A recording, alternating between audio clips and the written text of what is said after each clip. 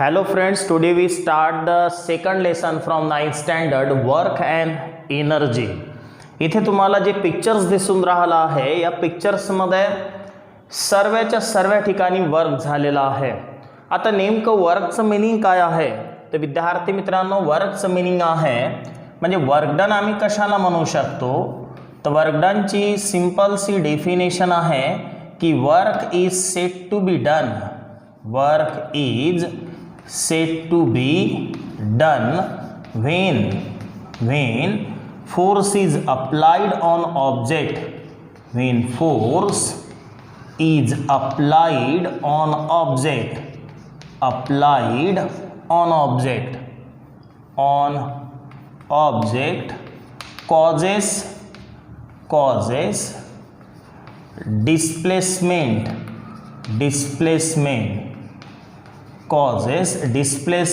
in the direction किंवा फक्त displacement लिहिलं तरी चालेल. तर विद्यार्थी मित्रांनो जेव्हा आम्ही कोणत्याही वस्तूवरती फोर्स एक्झर्ट करतो आणि त्या फोर्समुळे जर ऑब्जेक्टचं डिस्प्लेसमेंट होत असेल तर आम्ही असं म्हणू शकतो की इथे वर्क डन झालेलं आहे. तर वर्क डनची विद्यार्थी मित्रांनो ही तर झाली डेफिनेशन आणि वर्क डनचं सिंपलचं एक्सप्रेशन आहे की वर्क डनचं मिनिंग म्हणजे दुसरं पण एक मिनिंग असू शकते की वर्क डन म्हणजे काय. तर dear student work done is the product of force and displacement. Force आणि डिस्प्लेसमेंट यांचा जो प्रॉडक्ट आहे त्याला आम्ही वर्क डन म्हणतो. तर वर्क डनचं इथं सिंपल एक्सप्रेशन तयार झालं आहे की W is equal to F into S. आता तुम्हाला इथे जे सेकंड पिक्चर दिसून राहिला आहे याच्यामध्ये एक छोटीशी मुलगी एक टॉयला ओढून राहिलेली आहे. म्हणजे समजा याप्रमाणे आम्ही इथे ते टॉय काढू तर समजा हे ते टॉय आहे आणि त्याला ती विद्यार्थी मित्रांनो काय करून राहिली आहे एका स्ट्रिंगनं ती बांधलेली आहे आणि त्या स्ट्रिंगला ती काय करून राहिली आहे पुल करून राहिली आहे ओढून राहिलेली आहे. याप्रमाणे समजा ही ती स्ट्रिंग आहे म्हणजे इथे जो काय एक्झर्ट झाला आहे ते इथे त्यानं अप्लाइड केलेला आहे फोर्स आणि अप्लाइड फोर्स केल्यामुळे विद्यार्थी मित्रांनो इथे याप्रमाणे तिचं डिस्प्लेसमेंट झालं आहे या डायरेक्शनने. म्हणजेच हा झाला आहे विद्यार्थी मित्रांनो कंपोनंट ऑफ फोर्स. कंपोनंट झालेला आहे कंपोनंट ऑफ फोर्स आहे. आता इथून विद्यार्थी मित्रांनो जर समजा आम्ही हा पॉईंट जॉईन केला तर इथे एक राईट अँगल फॉर्म झाला आणि हे स्ट्रिंग आणि स्ट्रिंगचा हॉरिझॉन्टल सोबत इथं जो अँगल फॉर्म झाला तो राहील थीटा. तर विद्यार्थी मित्रांनो आम्ही इथं असं सांगू शकतो का F कोण आहे तर F आहे applied force. F be the applied force. Let F be the applied force. F हा अप्लाइड फोर्स आहे. अप्लाइड फोर्स आणि कशावर आहे on the object.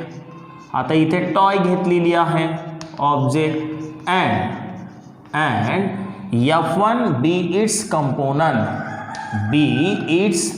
Component of displacement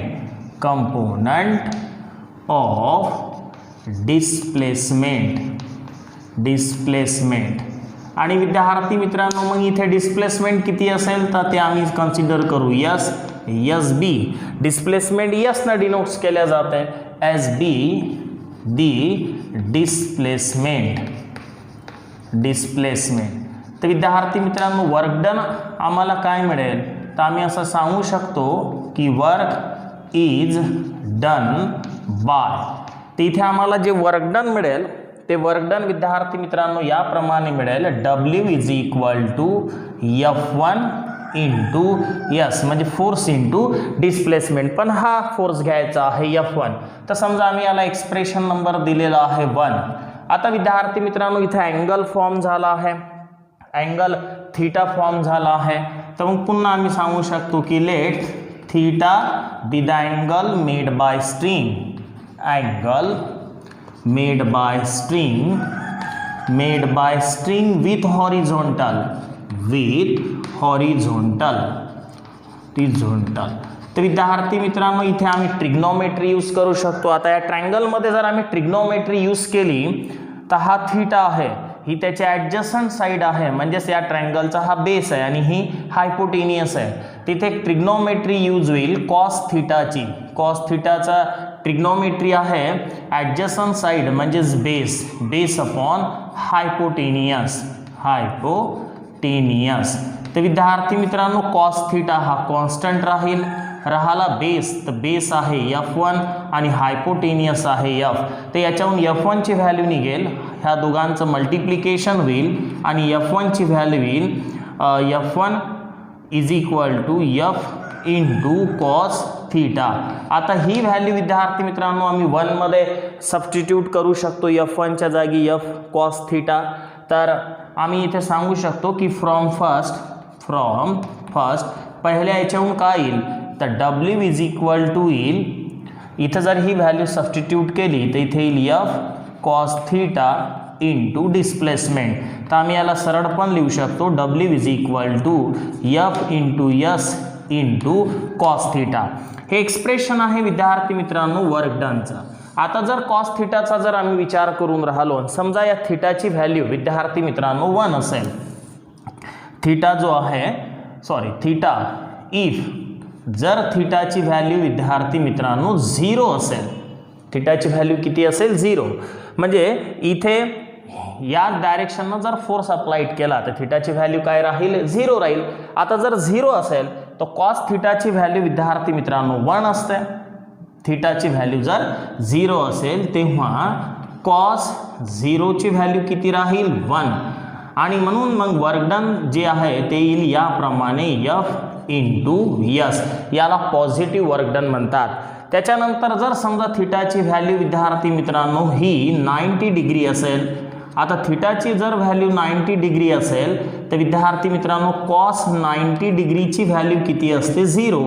आणि कॉस 90 डिग्रीची व्हॅल्यू जर 0 असेल तर W इज इक्वल टू किती येऊन जाईल, वर्क डन येऊन जाईल 0.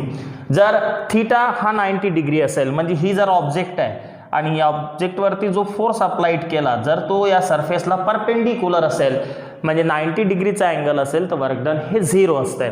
आणि तिसरं विद्यार्थी मित्रांनो जर समजा थिटाची व्हॅल्यू ही theta is equal to 180 degree असेल, अपोजिट डिरेक्शन असेल, तर विद्यार्थी मित्रांनो कॉस 180 डिग्रीची व्हॅल्यू आहे -1. आणि -1 म्हणजेच वर्क डन काय येईल, तर वर्क डन येईल -F इंटू S. तर याला म्हणतात निगेटिव्ह वर्क डन. आता पाहूया विद्यार्थी मित्रांनो वर्क डनचं जे SI युनिट काय आहे. तर पटकन आमच्या हे तर लक्षात आलं असेल की वर्क डनचा फॉर्म्युला काय आहे. तर वर्क डनचं जे एक्सप्रेशन आहे ते आहे फोर्स इंटू डिस्प्लेसमेंट. आता विद्यार्थी मित्रांनो work done is equal to F into S. Okay. आणि याच्या SI युनिटचा जर आम्ही विचार केला तर SI युनिट काय येईल, तर SI युनिट विद्यार्थी मित्रांनो आम्ही इझिली सांगू शकतो वर्क डनचं. इथे जो फोर्स आहे फोर्सचं युनिट आहे न्यूटन आणि डिस्प्लेसमेंट याचं युनिट आहे मीटर, म्हणजे न्यूटन इंटू मीटर हे काय राहील SI युनिट राहील. SI युनिट कोणाचं राहील, वर्क डनचं. तर SI युनिट इज काय राहील, तर न्यूटन इंटू मीटर. आता हे SI युनिट झालं, पण त्याचप्रमाणे CGS युनिट काय राहील, तर CGS युनिट काय राहील विद्यार्थी मित्रांनो बघा, न्यूटनचं आहे डाईन आणि मीटरचं जे आहे विद्यार्थी मित्रांनो ते आहे सेंटीमीटर. तर याचं जे CGS युनिट आहे ते आहे अर्ग. आता यांचं दोघांचं रिलेशन काय आहे, रिलेशन बिटवीन SI युनिट म्हणजे न्यूटन मीटर इंटू अर्ग, या दोघांचं रिलेशन आम्ही डिस्कस करू. रिलेशन तर विद्यार्थी मित्रांनो रिलेशन पाहू. इथे वर्क डन जे आहे वर्क डनचं मिनिंग काय झालं आहे की 1 न्यूटन इंटू 1 मीटर हे आहे SI युनिट. आता जर समजा आम्ही याचं कन्व्हर्शन करून राहिलो आहे अर्गमध्ये, तर 1 न्यूटनचा अर्थ होतो 10⁵ डाईन आणि 1 मीटरचा अर्थ होतो 10⁻² सेंटीमीटर. ओके. तर विद्यार्थी मित्रांनो वर्क डन जे आहे याचं जे युनिट आहे ते आहे जूल. वर्क डनचं युनिट जूल आहे. म्हणजेच इथे न्यूटन इंटू मीटर झालं, पण SI युनिट जे आहे वर्क डनचं विद्यार्थी मित्रांनो ते तुम्हाला सांगावं लागेल जूल. तर आम्ही ते रिलेशन जे पाहून राहिलो आहे ते आहे जूल आणि अर्गचं, the relations between joule and erg. Okay, इथं लक्षात ठेवायचं SI unit of work done is joule. विद्यार्थी मित्रांनो मग इथे काय येईल, तर इथे येईल 10⁻⁷, 5 + 2 7, dyne into centimetre, dyne into centimetre. आणि यातला स्पेशल नेम पण आहे, तर 1 जूल इज इक्वल टू 10⁻⁷, आणि याला दिला आहे अर्ग. हे आहे दोघांमधलं relation. SI unit of work done is joule. आता विद्यार्थी मित्रांनो वर्क डन जे आहे ते एकूण 3 टाईपचं आहे. There are types of work done, types of work done. तर याचे एकूण 3 टाइप्स आहे. आता याचे 3 टाइप्स कोणकोणते आहेत, तर विद्यार्थी मित्रांनो पहिला आहे पॉझिटिव्ह वर्क डन, तर दुसरा आहे निगेटिव्ह वर्क डन, आणि तिसरा आहे झिरो वर्क डन.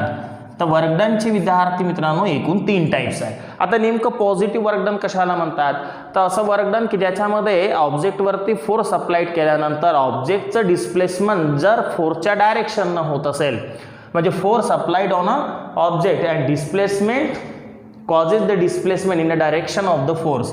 डिस्प्लेसमेंट जर कुठं होत असेल, displacement of object, displacement of object in a direction of force, in direction of force.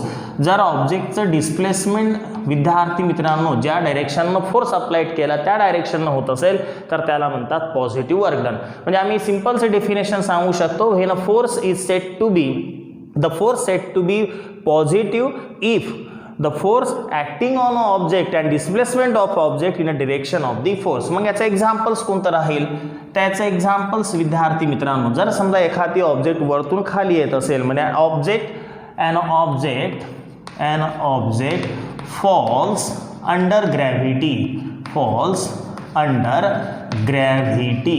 तर हे पॉझिटिव्ह वर्क डनचं एक्झाम्पल आहे. म्हणजेच काय होऊन राहिलं आहे विद्यार्थी मित्रांनो, इथे ऑब्जेक्टची जी डिरेक्शन आहे डिस्प्लेसमेंट आहे ते डाऊनवर्ड डायरेक्शन आहे आणि त्याच डायरेक्शन फोर्स आहे. म्हणजे पहा जो ग्रॅव्हिटेशनल फोर्स आहे तो आहे डाऊनवर्ड डायरेक्शन आणि ऑब्जेक्टचं डिस्प्लेसमेंट पण त्याच डायरेक्शन आहे. म्हणजे फोर्स आणि डिस्प्लेसमेंट दोघांची डायरेक्शन सेम आहे. आता समजा निगेटिव्ह वर्क डन, तर निगेटिव्ह वर्क डन आम्ही असं सांगू शकतो work done is said to be negative, पण केव्हा, when displacement of an object, displacement of an object in opposite direction of force, opposite direction of force. तर विद्यार्थी मित्रांनो जर समजा ज्या डायरेक्शननं तुम्ही फोर्स एक्झर्ट करून राहिले ना, डिस्प्लेसमेंट जर फोर्सच्या अपोजिट डायरेक्शन होत असेल तर त्याला म्हणू आम्ही निगेटिव्ह वर्क डन. मग निगेटिव्ह वर्क डनचं example when an object thrown upward, object thrown upward. जर एखादी वस्तू आम्ही वरती फेकली याप्रमाणे तर म्हणजे वस्तू चालली वरता, डिस्प्लेसमेंट अपवर्ड डायरेक्शन आहे आणि फोर्स हा डाऊनवर्ड डायरेक्शन आहे, ते एकमेकांच्या अपोजिट आहे. आणि झिरो वर्क डन कशाला म्हणतात, तर dear student the work done is said to be zero when force applied on a object and does not, this object does not causes the displacement, does not causes displacement. जर ऑब्जेक्टचं displacement होत नसेल तर, किंवा विद्यार्थी मित्रांनो force आणि displacement एकमेकांना perpendicular असेल तर, म्हणजे मग आम्ही असं सुद्धा सांगू शकतो when force and displacement of an object is perpendicular to each other then the work done is said to be zero work done. मग याचा एक्झाम्पल्स कोणता आहे, त्याचा एक्झाम्पल आहे की रस्त्यावर विद्यार्थी मित्रांनो एक खूप मोठा दगड पडलेला आहे आणि आम्ही त्याला काय केलेलं आहे तर किक मारलेली आहे. when a person kick on a big stone, तर विद्यार्थी मित्रांनो तो स्टोन जो आहे डिस्प्लेस होणार नाही, म्हणजे हे आहे झिरो वर्क डन. तर विद्यार्थी मित्रांनो वर्क डनवर आधारित एक्सरसाइजमध्ये हे एक्झाम्पल्स आहे की रवी अप्लाइड फोर्स ऑफ 10 न्यूटन. रवीने विद्यार्थी मित्रांनो फोर्स जो अप्लाइड केला आहे तो आहे 10 Newton. Move a book 30 centimetre, 30 centimetre तिथं डिस्प्लेसमेंट झालं आहे, पण डिस्प्लेसमेंटचं जे युनिट आहे विद्यार्थी मित्रांनो ते मीटर आहे. म्हणजे याला आम्ही 100न काय करू, डिव्हाइड. आता 100न डिव्हाइड केल्यानंतर कन्व्हर्शन मीटरमध्ये म्हणजे 0.3 मीटर. प्रश्न विचारला आहे how much work is done. Work done विचारला आहे W. तर विद्यार्थी मित्रांनो आम्हाला याचा फॉर्म्युला माहिती आहे वर्क डनचा, तर वी नो दॅट. आणि वर्क डनचा फॉर्म्युला आहे W is equal to F into S. आता फोर्स जो आहे तो आहे 10 न्यूटन आणि डिस्प्लेसमेंट आहे 0.3 मीटर. तर विद्यार्थी मित्रांनो वर्क डन जे आहे या दोघांचा प्रॉडक्ट येईल 3 आणि युनिट आहे जूल. आता जो आम्ही समोरचा जो आमचा टॉपिक आहे तो आहे एनर्जी. तर विद्यार्थी मित्रांनो नेमकं एनर्जी म्हणजे काय, कोणतंही काम करण्याची विद्यार्थी मित्रांनो आमची जी कॅपॅसिटी आहे त्याला आम्ही एनर्जी म्हणतो. तर एनर्जीची सिंपल सी डेफिनेशन आहे की energy is the capacity to do work. Capacity to do work. तर विद्यार्थी मित्रांनो ही एनर्जीची डेफिनेशन झाली. एनर्जी ही स्केलर क्वांटिटी आहे. स्केलर क्वांटिटी म्हणजे याला मॅग्निट्यूड आहे, डायरेक्शन नाही आहे. हॅज मॅग्निट्यूड याला मोजता येऊ शकते, मॅग्निट्यूड बट नो डायरेक्शन्स. याला एनर्जीला डायरेक्शन्स नाही, म्हणून ही झाली स्केलर क्वांटिटी. आता विद्यार्थी मित्रांनो याचं जे SI युनिट आहे, SI युनिट एनर्जीचं हे जूलच आहे. मग प्रश्न असा येतो की वर्क डन आणि एनर्जी या दोघांचंही युनिट सेम का आहे. त्याचं रिझन असं आहे की energy is measured in work done, आणि म्हणून वर्क डन आणि एनर्जीचं hence work done and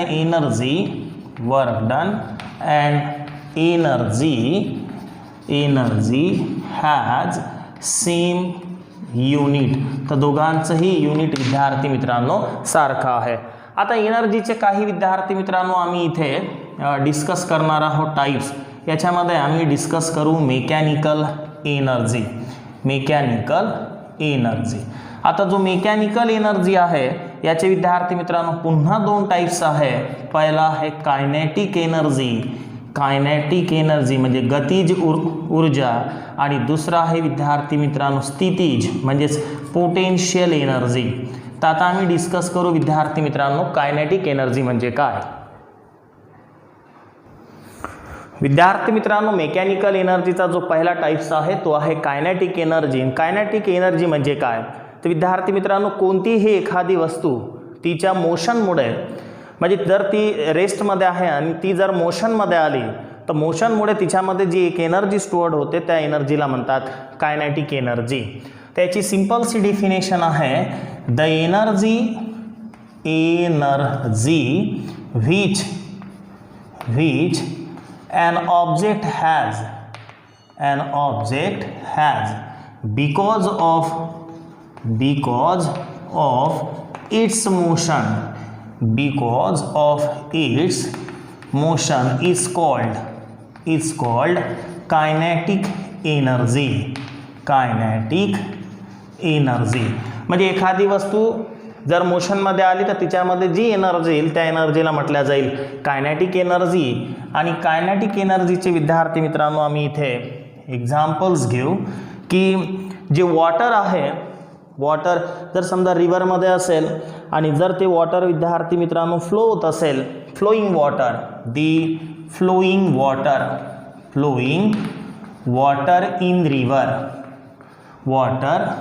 in रिव्हरमध्ये flow होणारं जे वॉटर आहे फ्लोईंग आहे म्हणजे ते मोशनमध्ये आहे.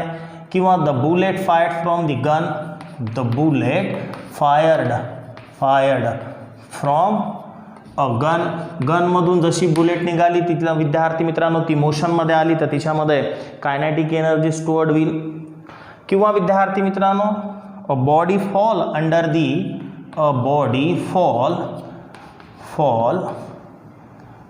अंडर दी ग्रॅव्हिटी, एखादी वस्तू जर वरतून पडत असेल तर 100% तिच्यामध्ये विद्यार्थी मित्रांनो मोशनमुळे त्याच्यामध्ये एनर्जी जी आहे ती स्टोअर्ड होईल, कायनेटिक एनर्जी. आता हे जे कायनेटिक एनर्जी आहे तिचं एक्सप्रेशन विद्यार्थी मित्रांनो याप्रमाणे, कायनेटिक एनर्जी याप्रमाणे लिहिल्या जाईल आणि कायनेटिक एनर्जीचं एक्सप्रेशन आहे हाफ इंटू mv². पण प्रश्न असा येतो की हे एक्सप्रेशन मिळालेलं कसं असेल, कसं मिळालं असेल. तर समजा आम्ही असं कन्सिडर करू की ही एक ऑब्जेक्ट आहे, ही एक ऑब्जेक्ट आहे की या ऑब्जेक्टचं मास विद्यार्थी मित्रांनो m आहे आणि ती मूव्ह करून राहिली along straight line with uniform acceleration a. सुरुवातीची तिची जी व्हेलॉसिटी आहे इनिशियल u आहे आणि आफ्टर टाइम t विद्यार्थी मित्रांनो ती इथे पोहोचेल, इथे समजा ती पोहोचली तर तिची जी फायनल व्हेलॉसिटी आहे ती आम्ही कन्सिडर करू v. तर याच्याहून आम्ही या ऑब्जेक्टमध्ये मोशनमुळे आलेलं जी एनर्जी आहे ती इझिली काढू शकतो. तर सर्वात पहिले आम्ही असं लिहू शकतो की let m be the mass of object, sorry let an object has mass, object has mass m moving along straight line, along straight line with uniform acceleration, आणि ते युनिफॉर्म ॲक्सलरेशन आम्ही कन्सिडर करूया. आता तिची इनिशियल व्हेलॉसिटी काय आहे तर u be the initial velocity, सुरुवातीचा वेग जो आहे तो आम्ही कन्सिडर केला आहे u, and vb it's final velocity, after time t.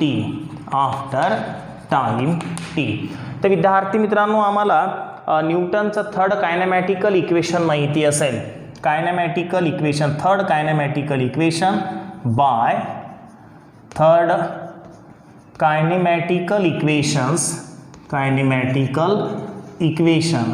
तर विद्यार्थी मित्रांनो थर्ड कायनेमॅटिकल्स इक्वेशन काय आहे तर v² is equal to u² minus twice as. तर इथून आम्ही s म्हणजे डिस्प्लेसमेंट, त्या ऑब्जेक्टनं इथून इथपर्यंत विद्यार्थी मित्रांनो डिस्प्लेस केलं आहे ते पण आम्ही इथे लिहू शकतो sb इट्स डिस्प्लेसमेंट. तर हे डिस्प्लेसमेंट आम्हाला काढायचं आहे न्यूटनच्या तिसऱ्या कायनेमॅटिकल इक्वेशनवरून. तर समजा इथे येईल v² minus u² is equal to v² is equal to u² minus नाही आहे, sorry, v² is equal to u² plus twice as. तर इथे s वरून sचे एक्सप्रेशन मिळेल v² minus u² upon twice a. याला देऊ आम्ही एक्सप्रेशन नंबर 1.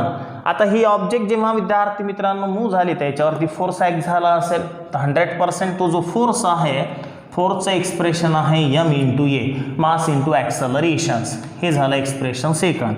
आता विद्यार्थी मित्रांनो इथे फोर्स अप्लाइड झाला, 100% इथे फोर्स अप्लाइड झाला आणि ऑब्जेक्टचं डिस्प्लेसमेंट झालं आहे. तर इथं काय झालं आहे वर्क डन. तर मग आम्ही असं सांगू शकतो work is done by w is equal to f into s. आता आम्ही वर्क डन जे आहे तर इथे f आणि s ची व्हॅल्यू 1 आणि 2 वरून टाकू शकतो. इथे येईल ma आणि इथे येईल v² minus u² upon twice a. ह्या व्हॅल्यू आम्ही कुठून ठेवलेल्या आहेत तर फ्रॉम फर्स्ट अँड सेकंड. तर डिअर स्टुडंट ए काय झाला आहे कॅन्सल. इथे येईल work done is equal to m into v² minus u² upon 2. आता विद्यार्थी मित्रांनो या ऑब्जेक्टची इनिशियल व्हेलॉसिटी किती आहे, सुरुवातीला ही रेस्ट पोझिशनमध्ये असेल तर if u is equal to 0, initial velocity जर 0 असेल तर विद्यार्थी मित्रांनो इथे येईल w is equal to m into इथे व्हॅल्यू 0 येऊन जाईल, येईल v² अपॉन 2. तर याला आम्ही सरळ लिहू शकतो हाफ mv².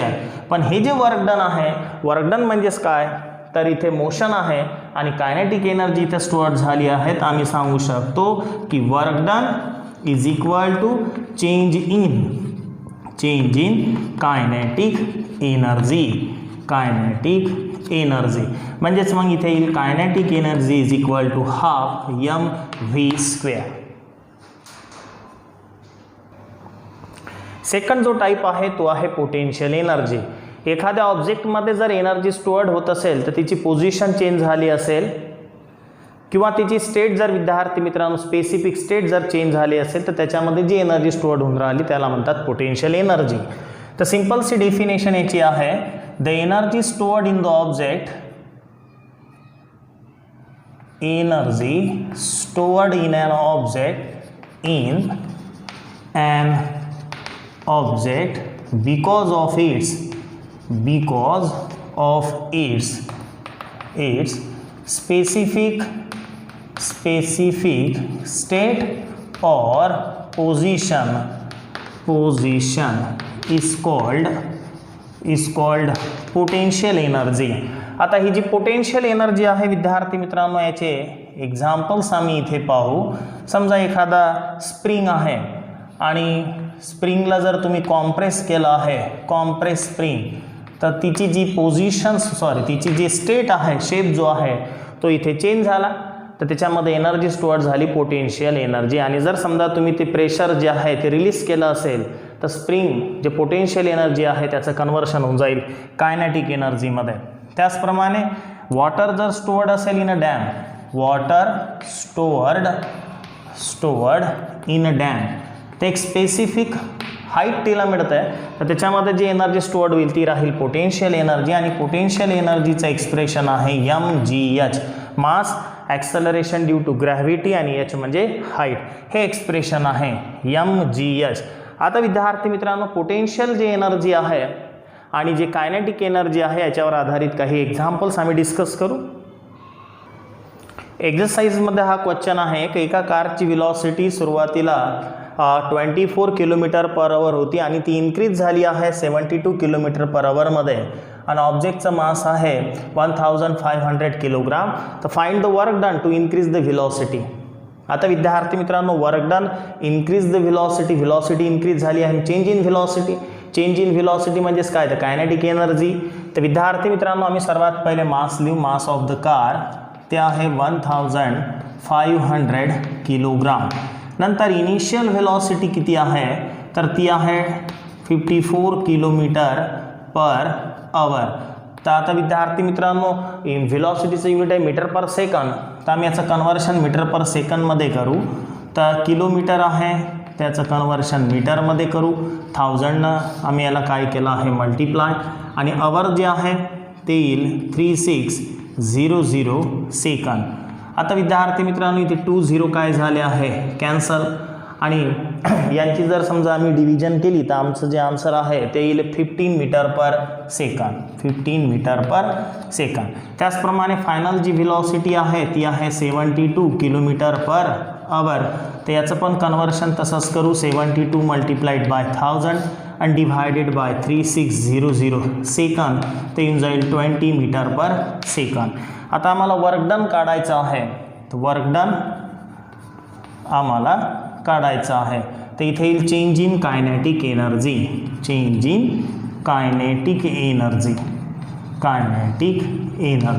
मग चेंज इन कायनेटिक एनर्जी म्हणजेच काय, तर विद्यार्थी मित्रांनो इथे येईल हाफ mv² म्हणजेच final kinetic energy minus initial kinetic energy, तर ते येईल हाफ mu². दोघांमधून काहीतरी कॉमन निघेल, हाफ कॉमन निघाला, मास पण कॉमन निघाला आणि शिल्लक राहिला आहे v² मायनस u². तर हाफ इंटू 1500 आणि इथे v² म्हणजे 20चा स्क्वेअर आणि इथे 15चा स्क्वेअर. तर इथे विद्यार्थी मित्रांनो येऊन जाईल 750 या दोघांची डिव्हिजन. इथे 400 आणि इथे 225 म्हणजेच 175 सबस्ट्रॅक्शन येईल. आणि जे फायनल जे आन्सर आहे ते येईल विद्यार्थी मित्रांनो 13 12 50 जूल.